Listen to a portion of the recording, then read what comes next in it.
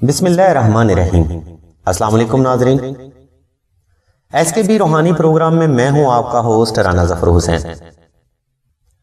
ناظرین، آج کی یہ ویڈیو ان افراد کے لیے بڑی اہمیت کی حامل ہے جو سچے عاشقان رسول اور اہل بیت سے بے پناہ محبت کرتے ہیں، اس لیے ویڈیو کو مکمل دیکھیے گا تاکہ آپ کو بات کی ٹھیک سمجھ آ سکے۔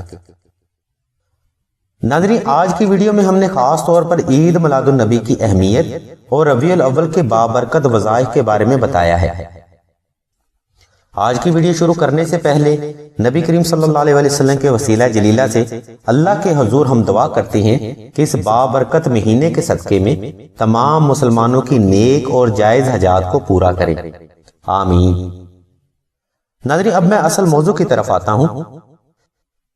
ناظرین، جیسا کہ تمام مسلمان جانتے ہیں کہ دنوں میں فضیلت کے اعتبار سے جمعہ کا دن اور مہینوں میں فضیلت کے اعتبار سے ماہ رمضان کی فضیلت سب سے زیادہ ہے۔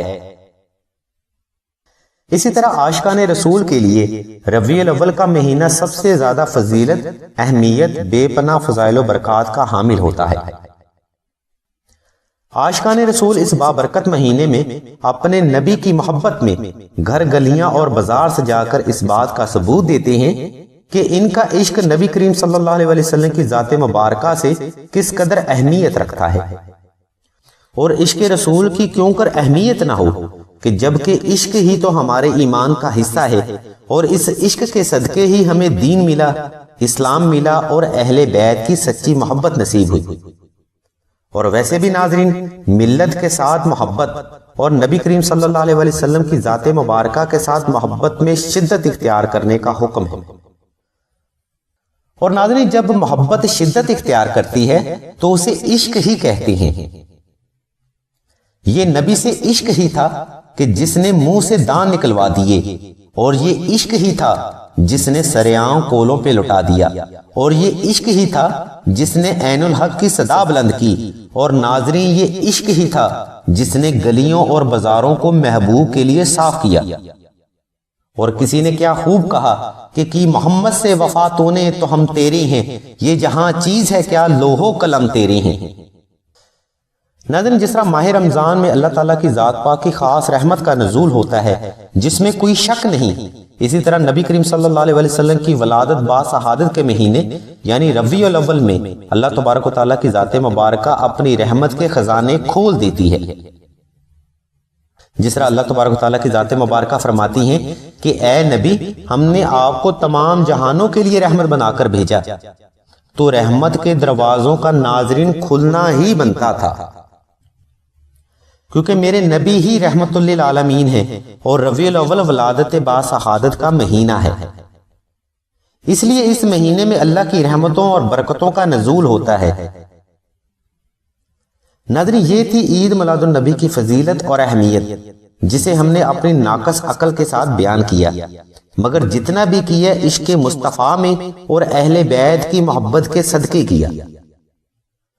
ناظرین، اس مہینے کی فضیلت اور اہمیت کو مد نظر رکھتے ہوئے اگر آپ اپنی جائز حاجات کے لیے ربیع الاول کا وظیفہ کرتے ہیں تو محمد و آل محمد کے صدقے انشاءاللہ آپ کی ہر جائز اور نیک حاجت ضرور پوری ہوگی۔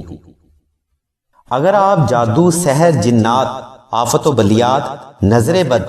تنگ دستی، غربت و افلاس، قرض کی لعنت، اولاد کا نہ ہونا یا نافرمان ہونا، بیوی کا بے ادب ہونا یا شوہر کا راہ راست پر نہ ہونا، کاروبار کا نہ چلنا، رزق میں کمی یا بے برکتی ہونا، یا آپ کو دشمن کا بیجا خوف ہو، ان تمام مسائل کے روحانی حل کے لیے ربیع الاول کا ایک وظیفہ ہی آپ کے تمام مسائل کا روحانی حل ہے۔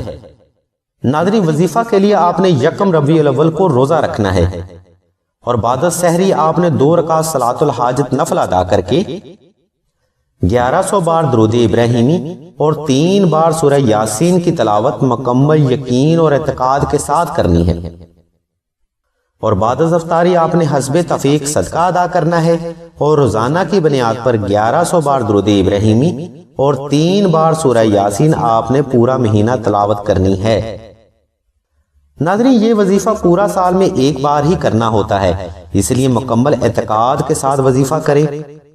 کیونکہ خود اللہ تعالیٰ کی ذات مبارکہ اور فرشتے نبی کریم صلی اللہ علیہ وسلم پر درود و سلام پڑھتے رہتے ہیں۔ ناظرین، اس وظیفہ کی برکت سے آپ کی ہر نیک اور جائز حاجات انشاءاللہ ضرور پوری ہوگی۔